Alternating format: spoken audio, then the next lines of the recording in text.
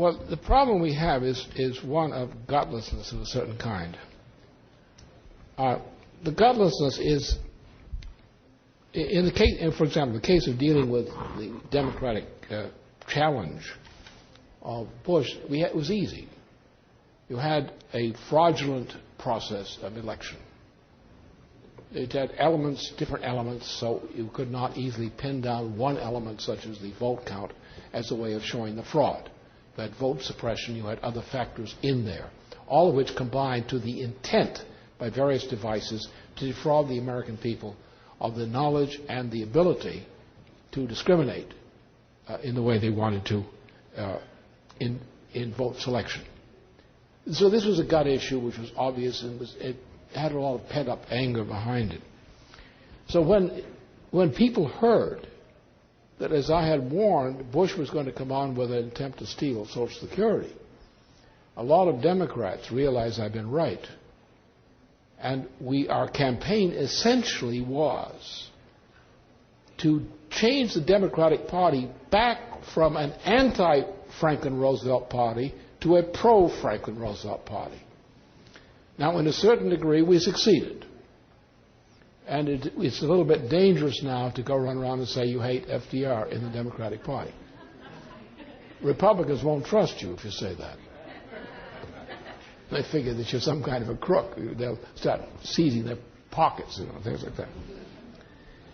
Today, the problem is still the same, but now it's expressed itself as a broader principle. The enemy has to be defined properly. Who is the enemy? Well, Cheney is ready for the rubbish bin. He could go quickly.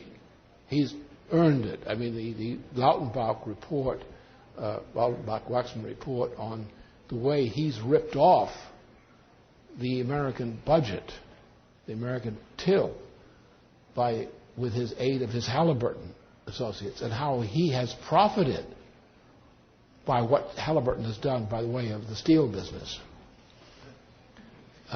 really puts him in jeopardy. He's not a popular guy. He's hated. Unfortunately, he's also feared, and cowards fear him. But the enemy is not Cheney. Cheney is only a tool, as his wife describes him.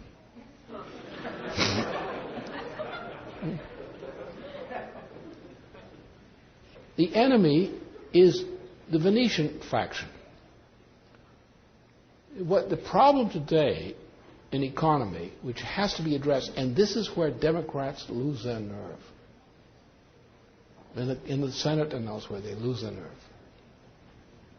And it's not that they don't lack inspiring causes to go to, but when they know and they are informed by people like Felix Wahatan and so forth, that they are treading in dangerous waters, which they might not like to find themselves in, they wince.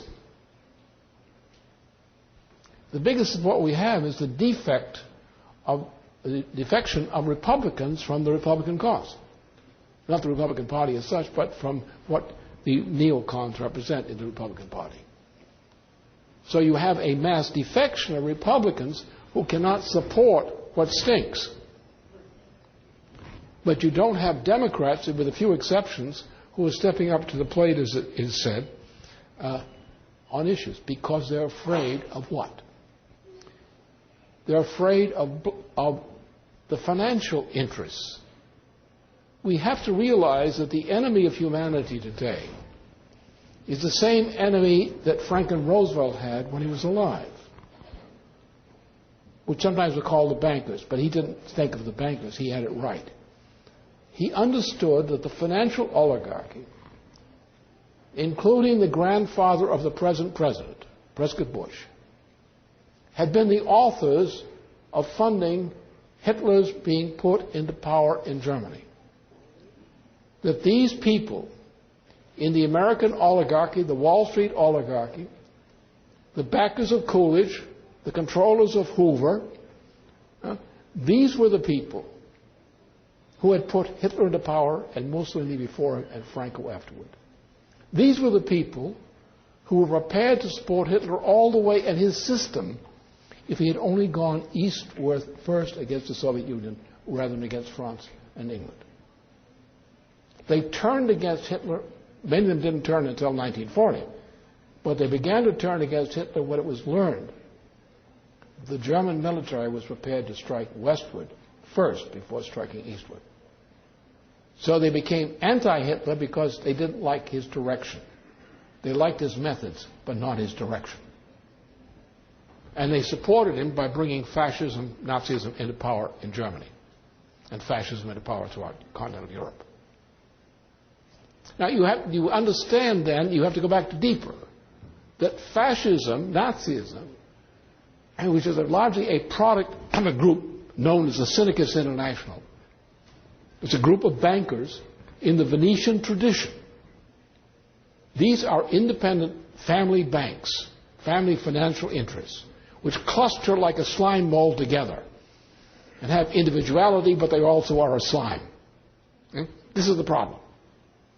These guys have come to the point where since 1939, when there was no longer, since there was no longer a Soviet Union as a contender, they felt free to destroy Western Europe and the Americas because they no longer needed Western Europe and the Americas as an economic and military strength to control the Soviet Union. Once the Soviet Union was gone, they said, history has ended, as Francis Fukuyama put it. History is now at an end. Now the empire can return.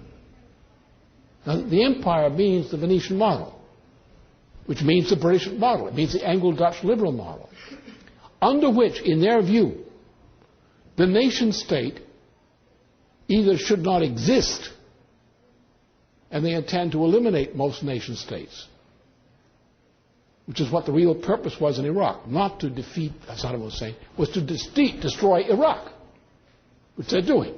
Their intent is to destroy Syria. Their intent is to destroy Iran. Their intent is to destroy Israel. The intent is to destroy every part of that region of the world and beyond.